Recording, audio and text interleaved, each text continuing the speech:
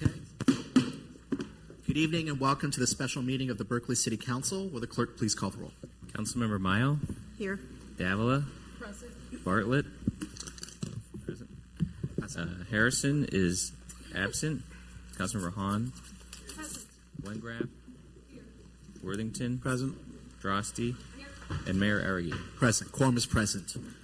So we'll take public comment on the work session on the Berkeley Microbond blockchain initiative after the presentation. So now I'd like to turn it over to Vice Mayor Bartlett to present. Thank you, Mr. Mayor, and thank you, fellow councilors.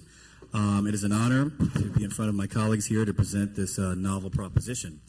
At the table with us here now, we have some experts. We have Boris Reznikov, Director of Partnerships at Stellar.org, a blockchain technology company. To his right, we have Scott Morris, a local currency expert, founder and CEO of AmeriCoin, and creator of Ithaca Cash. To my left, we have Steffi Chan, public finance attorney at Orick, Harrington, and Sutcliffe. And the District 3 technology czar, Talia Stender, is here to my immediate left. So this idea for this community microbond initiative was born of necessity. When Donald Trump started making it hard for communities to fund themselves by cutting funding for HUD and Section 8 and other housing and medical assistance programs, and signing a tax plan that lowered the corporate tax rate from 39% to 18%, this effect removed tax equity financing from the portfolio of tools that communities use to finance affordable housing, homeless housing, senior housing, and renewable energy efforts. So in light of this, and the fact that our community has about 1,000 homeless people, we felt that it was imperative that we explore new forms of finance. And as the mayor put it, when he paneled my office to explore these mechanisms, the mayor put it in terms of resilience, community resilience, finding new pathways to explore financing our needs, aside from the vagaries and dependencies of Washington, Sacramento, and Wall Street. And thus was born the Microbond Initiative. It's an effort to help us fulfill our duties, both moral and legal. And at the same time, we are faced with, tangentially, the largest amount of store closings in U.S. history coming this year and next year. And we are not immune to that. We also have our store closings. So this is an effort to, on the one hand, provide funding for communities, and the second, drive resources into our local economy, into our local stores. So that being started, let's take it away. So today we're building on our history of innovative financing in the city of Berkeley. 10 years ago, we launched the Berkeley First program and became the first city in the country to provide property-assessed clean energy financing for solar. And we're building on that with the crowdfunding municipal bonds project. Municipal bonds are debt securities issued by government entities to fund day-to-day obligations and capital projects. They're a way for cities, states, and government entities to fund projects vital to our communities, such as schools, roads, and parks. Historically, regular people purchased bonds. For example, in the 1930s, the San Francisco Golden Gate Bridge was financed by muni bonds purchased by local people investing in their communities, using their homes, farms, and businesses as collateral. Today, Wall Street controls our municipal bond market. Municipalities and government entities sell their bonds to bank underwriters who then sell them to brokers and big institutions. They go through many intermediaries before reaching the end investor. Each time a bond changes hands, there are markups, fees, and charges, and each institution is not required to disclose those charges. A 2012 report by the Government Accountability Office concluded that smaller investors were likely to pay higher prices to buy and receive lower returns when they sell. The cost of excessive markups to small investors is estimated at $1 billion a year. The UC Berkeley Haas Institute for a Fair and Inclusive Society found that government entities face upwards of $4 billion of issuance costs annually. These are taxpayer dollars that could otherwise be spent on taxpayer priorities. So there's various problems with our current muni bond system. Firstly, and most importantly, it's very inaccessible to regular people and small investors. Currently, the minimum denomination, essentially the smallest increment at which you can purchase a bond, is $5,000 or more. This makes it so that most regular people can't invest in their local communities, and they're missing out on a big opportunity for wealth building. Additionally, this process lacks transparency. We don't know where our tax dollars are going because we don't know what all the markups are and how many times it changes hands. And lastly, this process lacks flexibility and is slow to deploy. Because of the enormous cost of bond issuance, it only makes sense to issue large bonds such as our $100 million T1 bond. We therefore lack the flexibility to issue bonds for a small project, such as financing a fire truck. Crowdfunding municipal microbonds would target these problems and democratize the municipal bond market. So what does it mean to crowdfund microbonds? Essentially, removing bond dealers from the equation and lowering the cost of bond issuance. Governments can sell bonds at smaller increments to small investors. Regular people can invest in their local community and share in the upside. There will be an increase in transparency by removing unknown middlemen and markups. It has the potential to increase speed and flexibility in the financing of projects. And lastly, we can build community participation and directly shape our local community. So we are not the first city to explore a program like this. In 2014, the city of Denver issued $12 million worth of microbonds with minimum denominations of $500, the smallest increment you could purchase a bond at, which is much less than the $5,000 that is the normal situation. Bonds were offered only to Colorado residents. They matured over the course of 9 years and 14 years, yielding 4.38% and 4.89%. The bonds were used to finance recreational and cultural facilities. All $12 million of bonds sold out within the first hour. In 2017, the city of Cambridge issued $2 million worth of microbonds. The minimum denomination for these were $1,000. Bonds were offered to Cambridge residents. They matured over 5 years with a yield of 1.6%. They were used to fund capital projects. This microbond offering won the 2017 Deal of the Year award by the bond buyer. 2017 went so well that the city of Cambridge did it again in 2018. This time it was a $2 million offering of microbonds, $2.5 million offering of microbonds with a minimum denomination of $1,000. The bonds were offered to Cambridge residents. They matured over 5 years with a yield of 2%. The money was used to fund capital projects. $800,000 worth of mini bonds sold out in one day. So we are not the first city to explore the concept of a microbond, but we are the first city to explore the idea of operating a microbond program on a blockchain platform. And I'll let Boris take it from here. Thank you very much, Talia. Hi, my name is Boris Reznikov. I'm Director of Partnerships at Stellar.org, which is a nonprofit blockchain protocol based in San Francisco. In fact, our founder, Jed McCaleb, is a constituent of District 3 here in South Berkeley. And I used to live in Berkeley, and my grandma lives around the corner, and she's actually here in the audience today. Many of you have probably heard of blockchain before. Perhaps you've heard of Bitcoin. It sounds like a complicated technology, but it's really nothing more than a network of distributed computers that are able to process transactions and data very efficiently and securely. The important thing to note here is that it allows to remove any intermediary that may be adding extra markup in the space.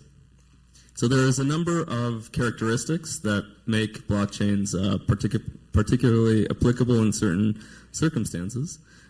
These include reliability and availability. So, like I mentioned, a blockchain network consists of a distributed set of computers. So it's not just one computer or one server that's running it. So if a central server goes down, it's okay. The system keeps going because it's comprised of hundreds, if not thousands, of servers that are running the same protocol. It's transparent. So public blockchains are open to the world. They're open to you and me. They're open to the SEC to audit whenever it wishes. Transactions on blockchains are immutable, which means that once a transaction is executed, it's etched in stone, and nobody can go back and change it. A similar concept is irrevocability, which means that when a transaction is sent, it is sent and you can't unsend it. And it's these characteristics that allow blockchain to be particularly useful in the public sector. They can have a drastic effect in improving processes that are slow or expensive. And in fact, we're already seeing governments looking at applications of blockchain in the public sector. There are over a dozen countries around the world, probably over 20, that are actively exploring uses of blockchain. Countries like China, Brazil, Canada, UK. Estonia is particularly forward-thinking in this regard. They are using blockchain for a national identity system. But it's not just national governments that are doing this. In the United States, several federal and state agencies have announced blockchain programs. One in particular is Delaware. As we all know, many corporations are incorporated in Delaware, and the Delaware state has now been looking at using blockchain to address several operational and legal challenges facing corporations in the state. You know, I am particularly interested in the use case of microfinance, microbonds on the blockchain for two reasons. One is it drastically lowers cost. It lowers cost for investors to participate because it removes intermediaries that may be marking up the cost to invest. It lowers costs for issuers because it drastically reduces legal fees associated with issuing bonds. And again, from the investor side, it lowers the minimum amount to invest. So today, a typical minimum for a municipal bond may be something like $1,000, $10,000. With blockchain technology, there's no reason why a minimum investment can't be lowered to $25 or even less. So that's the first exciting point, is a drastic reduction in cost. The second point that I alluded to earlier relates to auditability and transparency. Today, if you invest in a municipal bond, you really have no idea what's going on with it. There's no transparency in the system because most of the bond market, as Talia alluded to, is run by Wall Street. If bonds are issued on a blockchain, again, this is a public system. It's a public ledger that anybody can go and look in at any time, both everyday investors as well as the SEC. So the Community Microbond Initiative is a terrific application of this technology. It increases security, efficiency, affordability, and speed to the city's public financing. Blockchain, in this case, will be used to record ownership and interest payments from these bonds, and it will decrease costs significantly and increase transparency and accessibility. And now I'll hand it over to Scott. Thanks a lot, Boris.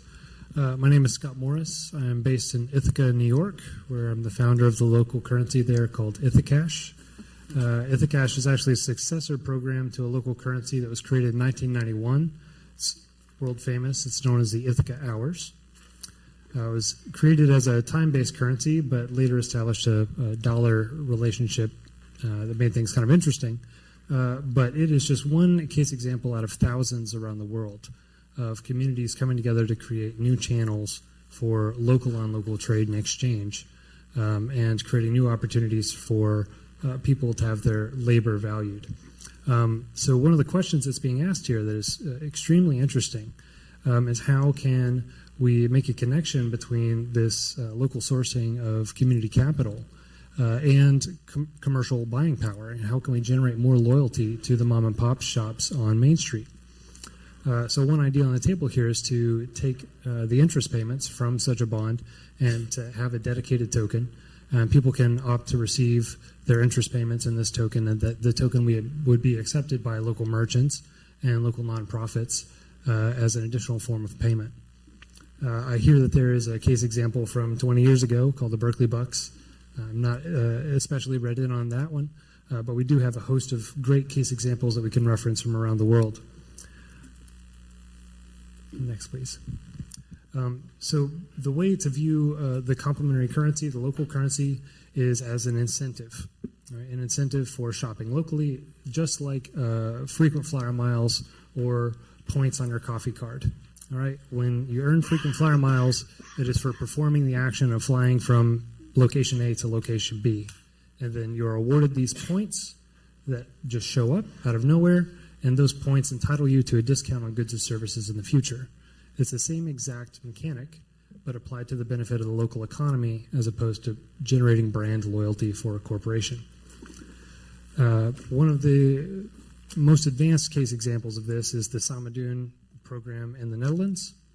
It is operating in 2 municipalities there. It services over 7,000 households. There's over 15,000 transactions a month running through this system. And it supports peer-to-peer sharing economy activity. It is issued as rewards for shopping at local merchants. It is offered for payment of goods and services provided to people in need. And it is used as incentives to get people to take ownership over their own neighborhoods, to care for shared public spaces, and to make sure that there's safety and good well-being across the neighborhood. And as well as supporting local charities through automatic donations. So anytime that I'm earning points, let's say that I go to a local shop, I spend $100 on groceries, I'm going to receive 10 points back as a reward, then a percentage of that would be automatically split to a charity of my choice. Like I said, there's a number of these case examples, such as the Brixton Pound, which is in a borough of London, which famously has David Bowie on their tin note. Happy to pass that around if any of the councilors would like to take a view. And my original currency was called the Merit, and this we issued to volunteers for doing community service activities, from watching educational films to working in the community garden, and then they received special deals from local merchants to reward that service to local well-being. Hi, everyone. My name is Steffi Chan, and I'm a public finance attorney at Orrick, Harrington, and Sutcliffe, and also a former Berkeley resident. For those of you who haven't worked with us before, we serve in a number of different capacities in bond transactions, but most often as bond counsel and disclosure counsel. And we're pleased to be here today to talk to you about public finance in general and answer any questions you might have. So with respect to compliance, there are a number of federal and state laws as well as rules and regulations relating to the issuance of bonds as well as to the new blockchain technologies. And any vendor would work with the regulators, including the SEC, the MSRB, and FINRA, to ensure compliance with any such laws, rules, and regulations. So, what is next? So next week, this is on our agenda for a vote, Tuesday, May 1st, 2018. And we'd like to see a small start, a pilot project, to establish this protocol is working. And some ideas that have come up are the fact that our fire chief has told us he needs a fire truck. And this would be a perfect project to start with. It's very visible. The community needs it. They love it. There's already an outlay designated for it, so we could just hop in that, carve out one truck, and be a lot of fun. It's a 7-year term on a truck, so it'd be a 7-year term on the note. It'd be really easy to do. Some other ideas going forward, a little larger in scale. So the East Bay Clean Energy. I know that the mayor's had some concerns around the board of it. There are some issues with our efforts to get the East Bay Clean Energy Authority up and running. One way to do that would be to extend the circle of ownership to the community via this method. And of course, the genesis of this from the very beginning goes back to homelessness and affordable housing. We were seeking new ways to create community ownership and expand the ability to fund smaller projects. Think small sites. Think anything that we've talked about this last year and a half together. This is the ultimate goal. And so going forward, we'd like to see the microbonds used for housing, certainly. And also, the community has reached out and expressed interest in leveraging the community to create a much-needed community theater in Berkeley. We are in need of one, and there are some sites available that are within the means of financing via this method. See? Parks. Hey. I know that our office, we passed a measure calling for an equity in green space because parts of the city are sort of inequitably loaded with asphalt instead of green space. And so, maybe there are ways to finance the creation of parks or maintenance of parks in new places. But sky's the limit. Anything we can imagine, we can do with this method. Our need is great, and our talent is tremendous. And either way, in order for us to kind of meet the needs of our communities going forward in light of anticipated severe cuts and extreme need of social services, we need to start thinking outside the box and start creating assets for the community in innovative ways. And we are blessed with that community in our town. Thank you so much, my colleagues. It's been a real joy. Thank you. And special thanks to my experts here. Thank you. Okay, thank you very much. So can I get a show of hands? How many people wish to make a public comment on this issue? Okay, this is just one person. So John, why don't you come forward? Wow. 2 minutes. So this sounds really interesting. If you can wait until you... I'm John Kaner, Downtown Berkeley Association. We haven't had a chance to discuss it. I'm speaking as an individual, but I think this sounds really interesting and fascinating. The democratization of financing and also the ability to do small projects. I'll tell you, two things came to mind when I was reading this. And they're not public projects, and clearly this are public projects. I assume these are tax-exempt bonds. But one was, I don't really like professional sports teams, but you know about the Green Bay Packers, how it's actually owned by the community? And isn't that great? It's small investors, and it's not big fat cats owning it. So I don't know, to me that was sort of an interesting analog.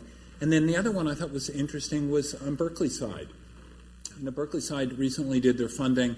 I gave a little bit. It was, I think we all believe in a free press and being able to support the Fourth Estate. And even though, again, that was a different mechanism. So the ability to do a fire truck, to do a park or other improvements. I know I was for Partners for Parks, the treasurer for like 12 years. To have this kind of mechanism to do something other than really small projects, I think is terrific. So kudos, really fantastic. And I hope you get a chance to do this. Thank you. Thank you very much. Any other public comment?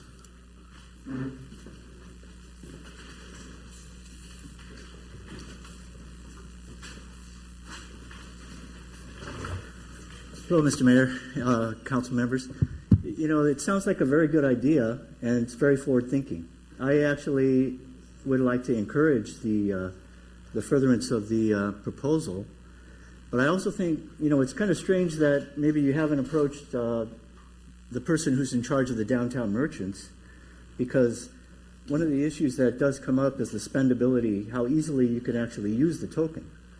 And when the investor actually invests in the transaction for the bond, it sounds like they could either get a token or they actually get interest payments paid in cash. So the critical issue really is whether you can spend those tokens on something that's valuable to you. Now, cash is easily spendable, but the way that you define the offering in terms of how the spendability of the token is accepted really depends on how aggressively you go out into the community and market to the businesses as to whether they would like to use those tokens as either a form of loyalty or discount or special other types of promotional offerings. But in principle, I think it sounds like a good idea. There is a risk involved, though, that the actual investor who is investing has to have confidence in the value of the token. So that is the risk. And it's the way that it differs from the other microbond offerings that have been very successful, because those were paid out in cash. The interest was paid out in cash and not in tokens. So that's my comment. Thank you. Thank you very much. Any other public comments? Okay, seeing no other public comment, thank you all for joining us this afternoon. And I'll just say before we go to the other council members that I think this is a really exciting idea. And as Councilor Bartlett had said, sort of the genesis of this was around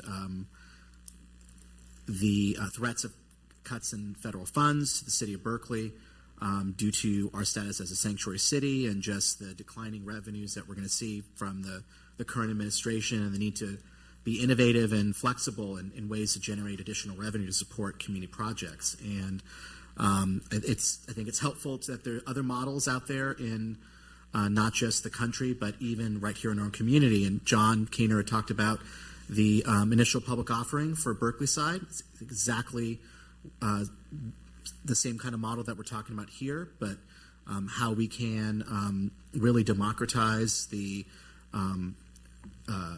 bond financing mechanism to be able to fund community initiatives. So I just want to thank Councilor Bartlett for all of his leadership and his vision in this initiative, and the many people that have worked with him to really conceptualize this, from the attorneys and some of the experts. Neighborly, I want to thank Neighborly for all your work in working with Councilor Bartlett's office to develop this. And with that, I'd like to recognize Councilmember Wengraf.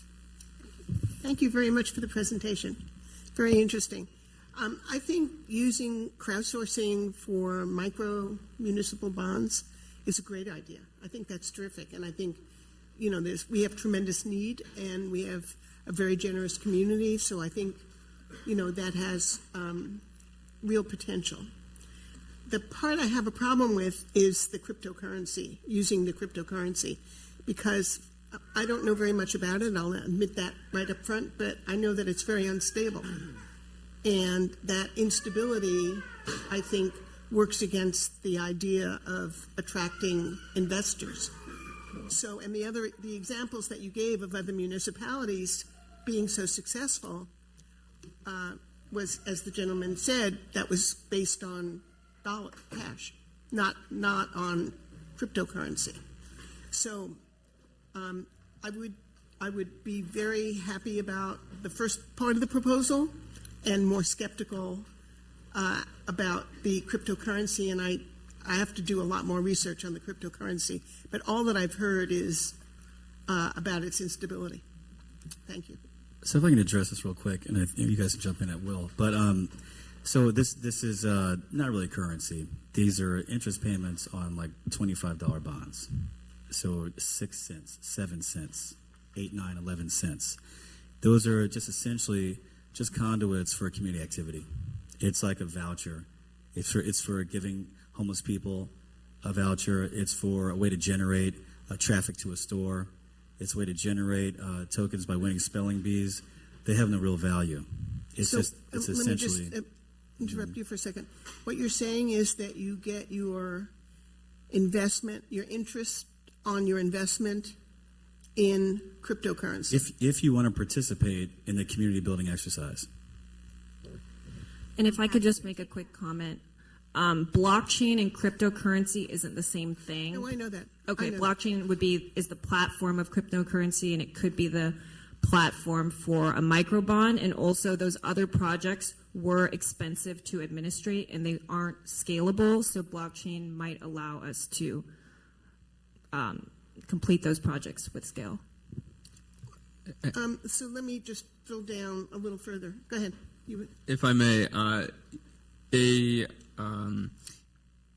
is also possible to, just because you're using a blockchain as infrastructure does not mean that you have to pay interest in cryptocurrency. You could pay in dollars also through a blockchain.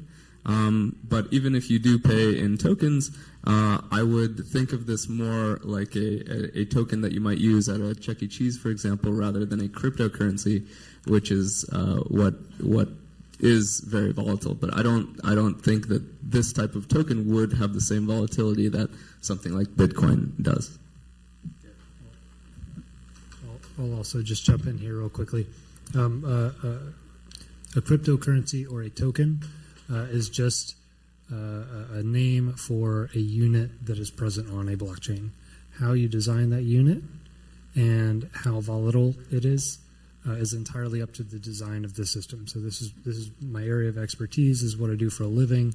You can design a cryptocurrency that is pegged one for one with the US dollar, right? Just like you said, I can have units that are at par with dollars on the blockchain as a rule. So just the virtue that it's being represented or operated on a blockchain as a token does not mean that it's subject to the same sort of volatility and speculation that you're seeing with most of what people have come to be familiar with as cryptocurrency type activity. So how would you explain to somebody who doesn't know anything about this what a blockchain is? Sure. A blockchain is a distributed network of computers that's running the same code. So instead of today's centralized systems where you have one centralized authority saying, like a bank, for example, they have one database or a ledger that they say Boris has this amount of money and Scott has another amount of money. Instead of one centralized authority, you have a distributed network of computers that's all agreeing on the source of truth.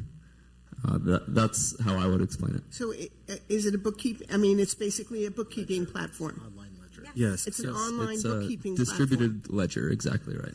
So essentially, that keeps records of transactions. Yes. Okay. So does that mean that the city then is assuming a banking function? No. Who's doing it? So the blockchain is the infrastructure that allows this to happen. Yes, but who has the blockchain? The blockchain is just code that's run by various nodes on the network. In the case of the blockchain that I represent, Stellar, it's run by institutions around the world, academic institutions, corporations, etc. No, but if we were to use it for microfinancing of municipal bonds, who would do it? so this would be the bond issuer. The vendor that issues the bonds would do it, not the city. Okay. So essentially, this is we're kind of caught up in a temporal moment here. We're basically attempting to describe the new internet. When we send emails to one another, within the confines of the Brown Act, of course, when we send emails to each other, we don't ask what is the protocol sending the email. What is the protocol that allows us to read the email, right? Because it's taken for granted now. It's just the background of communication. So this is the latest kind of generation of background communication. It's peer-to-peer communication, immutably defined, and it's easy to operate on that space. So it's just the next internet. And essentially, in a year or two, you'll never even use the term blockchain. It's just the background to whatever application's running, whether it's email, finance, media, whatever. Just to follow up on that, my understanding of your proposal, having reviewed it, is people can elect to receive cash payments on the interest from their bond payment, or alternatively choose this sort of online currency form. And one thing I think it's the sort of the token or the sort of digital interest payment is comparable to is something that Berkeley had quite a number of years ago, the Berkeley voucher program, where people would pay into these vouchers that you can use to fund homeless services or to fund small businesses.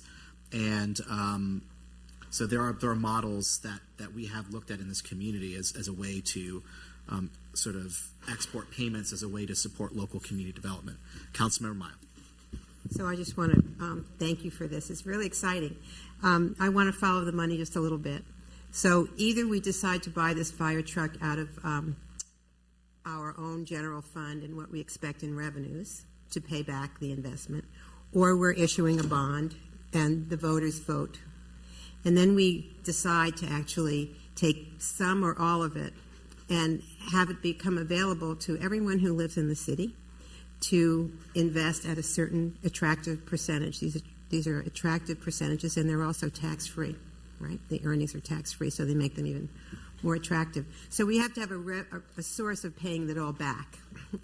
And that, to cut out all of this Wall Street grab for fees here and there, which we never see, is very exciting. And I think that what you provide is a way to make that all very rational and transparent so people can see it all. You can see it all. So the part that we have to deal with is how we pay it back, obviously. So we have to have a mechanism, for doing that. But I think trying this is be a very exciting thing to do. We're looking at really needing a lot more money to build affordable housing, to create housing in concert with other nearby cities, because we do have this serious homeless population that we need to. It's a challenge for us, and we need to certainly help with that. So I'm going to stay away from how you get paid back and the coin, because it really needs a lot more infrastructure to deal with that. But I think the model is excellent, and I'm not sure, because we issue bonds all over the course of the whole bonding period, and whether we can take a piece of that and try it and then just get confidence in how it all works would be very exciting to do. I'd like to, at some point, hear from the staff who'd have to manage this whole thing, because it's all very new for all of us. But I'm really glad that you brought it. And thank you, Talia. It was a great presentation. It looked really good, too. Thank you. That is the D3 Technology Czar, Talia Stender. So, yeah, this is, we formulated this after many conversations with city staff. And so you're exactly right. The fire truck, in my opinion, is the most attractive because it's already outlaid. The funds have been raised via bond. We're going to buy 3 or 4 trucks. One of them can be done this way, and it's a set term, and it's already there, and it could happen quickly, and we can prove it out. Thank you, Councilmember Droste. Yes, thank you so much, and always thank you for your innovative proposals. And as I mentioned to you last week, I have a lot of education to do for myself, and as such, I've contacted a professor at UC who specializes in blockchains and people who've worked at Bitcoin companies. So I have questions. They're not necessarily generated from myself, but something that they maybe recommended that I ask in order to make a good decision. I'm a complete blank slate at this point, and I'm very happy that you're doing this work session. So whether I get answers for these questions today or in the future, I'm trying to navigate my way through this. So in talking with this professor at UC, and actually with another person involved in Bitcoin, they said it sounds like 2 separate proposals: the microbond bit and then the blockchain bit. And both of them expressed interest in why incorporating blockchain into that first part, and so I have a question about that, but I also want to back up a little bit and just make sure I get some clarification. Now, are these loans tradable? So they're bonds. They're municipal bonds. Mm-hmm. They're just cheaper to issue, and they're cheaper to buy. Whatever bonds can do, they do. So any municipal bond is tradable, but however, they don't go up in value because the payment is set. You get 7 years at this rate, that's it. So essentially, whatever a normal municipal bond does, these do as well. Mm-hmm. They're just for you and me. Mm-hmm. And so then the loans themselves are supposed to be liquid assets in some way, or am I misunderstanding this? Again, they're exactly what municipal bonds are. They are a debt unit, owned by an investor. Mm-hmm. And so I guess I will have some questions around where the SEC would weigh in on this, and sort of the issue around the city potentially running a bond market, and that's, I think, a question that we need to get answers to. And the other question I have is around what's the point of the private script. So how does, like, what is the do we save on transaction costs, or is it, like, what's the point of So that? back to your first question about the compliance. Yeah. Yeah, so back to what Councilor Bartlett was saying, at least with respect to the microbond side of things, it's exactly the same as a normal bond issue in terms of what laws and rules and regulations would apply.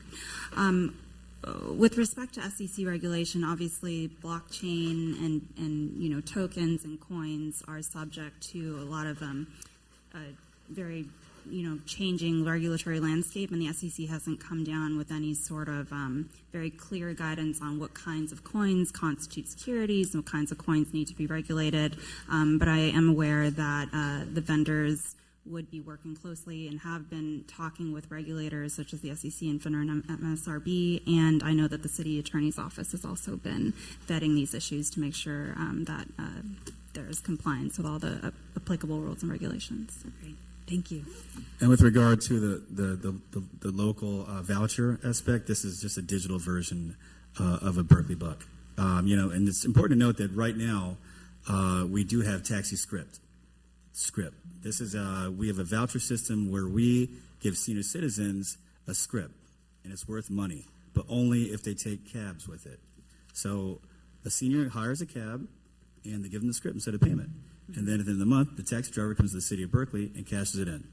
Mm-hmm. This is a digital version of that, only with more power of communication, because the taxi company can now send a message to the holder saying 15% off today if your kid passes spelling bee, right?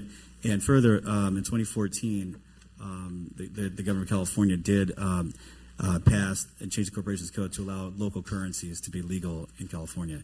But this is not even a currency. This is strictly a coupon. Mm-hmm. And so then the power of that would be you said the power of communication. I'm way out of my league. I'm just trying to understand. So you're saying why the token as opposed to a paper Berkeley buck like before? Just in general, why a script? Why a? Well, I mean, because we've always had them. So the power. You want to answer this? Yes. Yeah. Thanks. Yeah. So local currencies have a number of very specific potential benefits, which largely depend on the design, the design intention of the system. Mm-hmm. They can be targeted to support commercial ends. So whether that's driving the business to the mom and pop shops on Main Street, they can also be designed to support social outcomes, such as time credit systems in the UK. I would refer you to the SPICE time credit systems in the UK, whose impact assessments are peerless, which are designed for supporting volunteerism and taking care of the elderly and the young, etc., with a host of extra impact benefits. And then also for environmental things. So if you sort your trash, such as in a system that they've had, I believe in France, you sort your garbage responsibly, then you are awarded points. We can actually see a system doing this in Michigan. You have a city that issues points to neighborhoods when they recycle more than they throw away in trash, etc. So in addition to just generating this additional unit that could be used as another form of cash for facilitating transactions, right, which means that people, if I only have $1,000 worth of discretionary income based on the income that I can generate from the dollar economy, now I have another way of generating income, and I also therefore have a higher amount of discretionary income that I can use for purchasing goods and services. So it's another channel through which trade can be facilitated. Beyond that, you have multiplier effects. Local multiplier effects have been studied in a number of different places, basically looking at the difference between going and shopping at Walmart or Target or some other major chain and going and spending the same dollar on Main Street. If I go and I spend $1 on Main Street, I get 3 times the impact, right, versus when I go to Walmart and they take that dollar and they send it to Arkansas. Right? It doesn't do us any good in Arkansas. We need it here. So local currency takes that a step further by saying, okay, well, we're going to have a dedicated unit that's just for spending it on Main Street in the local businesses. So as opposed to 3 times the impact, you get 5 times the impact, 10 times the impact, depending on how well the system is designed and how quickly the money circulates. Thank you. Just another comment, just to clarify that the proposal on the table is just to issue microbonds on the blockchain platform. We raise these ideas, tokens, vouchers, local currency, a buy local campaign, just as a possible route to explore. We can explore many different ideas. Great. So since we have just a little bit of time left, I'm just going to ask my questions that you can respond to. Maybe, I don't know what your Brown Act issues are, but perhaps you all can respond at some point over the next week to some of these questions so I can get some clarity and continue to educate myself. The remaining questions I have are, how do you authenticate the transfer of ownership of a microbond? How often will these bonds be involved in financial transactions, do you anticipate? Dozens a year, thousands every second, somewhere in between? Is there a widespread problem of Berkeley issuing a municipal bond and losing the records of who owns that bond come maturation? How can Berkeley do this better than another muni bond division? So I'll leave it at that. I look forward to hearing from you, and thank you so much. This has been really educational. I feel like my brain is spinning a million miles a minute and trying to process all this. So thank you for your patience and your innovation. Thank you. Councilmember Hahn. Well, thank you so much. I am very enthusiastic about this, and I guess maybe have less questions. It's really old world meets high tech, because the idea of local currency is very old. In fact, we used to only have local currencies, and having a single currency is, at least for our one country, is actually a relatively new phenomenon. And local currency within that, relatively new, because of the history of currency goes back to really ancient times, very, very ancient concept. But the idea of having local currencies within the United States, within a single currency, dollar currency environment, is also very well developed. And I just put it out there for anyone who is interested. There's something called the Institute for Local Self-Reliance, which has a wonderful website, and it's a good starting place to learn about local currency if it's something that you haven't come across. You're doing a bunch of things at once with this, and I applaud it. And I'm also very grateful that Councilmember Bartlett is accepting that I will co-sponsor this item with him. I am so confident and so excited about it. First of all, you're reducing the cost of raising capital. Secondly, you're democratizing investment opportunities. Third, you're allowing people to invest in their local community by buying bonds for things that will be spent in the local community. If that wasn't enough, you're adding to that using a cutting-edge technology, blockchain, essentially to record the transactions in a dynamic and democratic platform that also saves us money. It's not a cryptocurrency. Blockchain is not actually exactly a currency. We can use it to record our own currency, and we can create our local our currency. But essentially, it is, as Councilmember Wengraf said, it's just a big ledger, distributed ledger. Adding that to that, you add one more layer, which is the local currency at the other end. That builds our local economy, and it benefits us all. So what I love about this is that each of these ideas alone is very powerful, but you're tying them together, and that really is like an accelerating opportunity for the whole thing. I would like to note that one could do just the currency alone using paper script, recorded on a piece of paper. One can do the microbond offering all by itself, and that has been done many times, and so that's not a big issue. I did also want to point out that I believe that we are talking about local offerings where the buyers all have to be local, and so I don't think we hit the SEC because we're going to just hit the blue sky laws for the state of California if we keep the sale of the bonds local.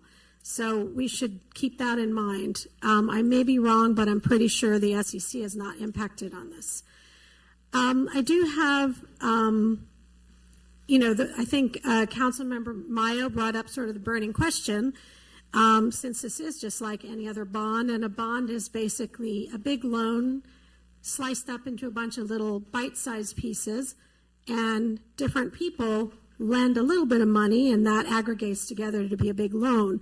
But obviously the big question in all that is always who's going to pay it back, and how can we ensure the confidence and the security that that money will be paid back. And ultimately that, I think that's the piece that we need to articulate more clearly. So let's see, I only had one very limited question, which is that on the blockchain, it's complicated, at least for the layperson, which means that fewer people may know how to protect it, and also a smaller group of people know how to game it. And I think given what we have been seeing this year, what has been revealed to us in very stark and troubling reality, is that all these things that people imagine to be ironclad have actually been very deeply manipulated.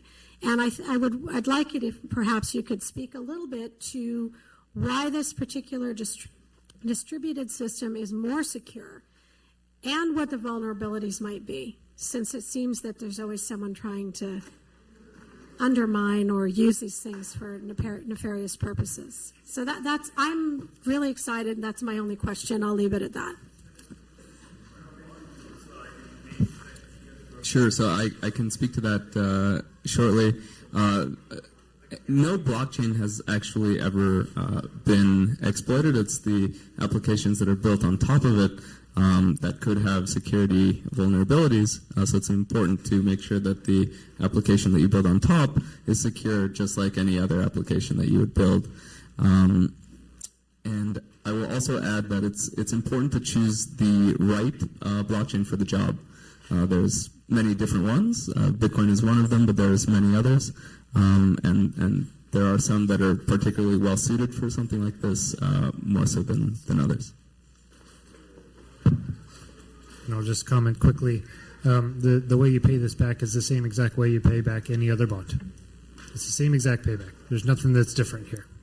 And then lastly, when it comes to the volatility, most of the coins or tokens that you're seeing as cryptocurrencies to this point have been based on the idea of a limited supply forever in the face of rising demand, in the expectation of rising prices. They want these to be instruments for speculation as a way to get rich.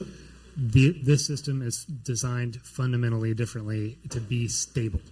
So it is not like the Bitcoins and other coins that you're seeing out there that are designed to go up and up and up for years. This is designed for stability. Thank you so much for bringing this to us. Thank you. Councilmember Davila. Yeah, thank you, Ben, for this innovative, out-of-the-box thinking.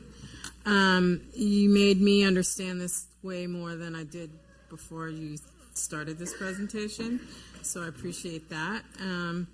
But I'm just curious as to the cost to the city, but it sounds like the payback is the cost?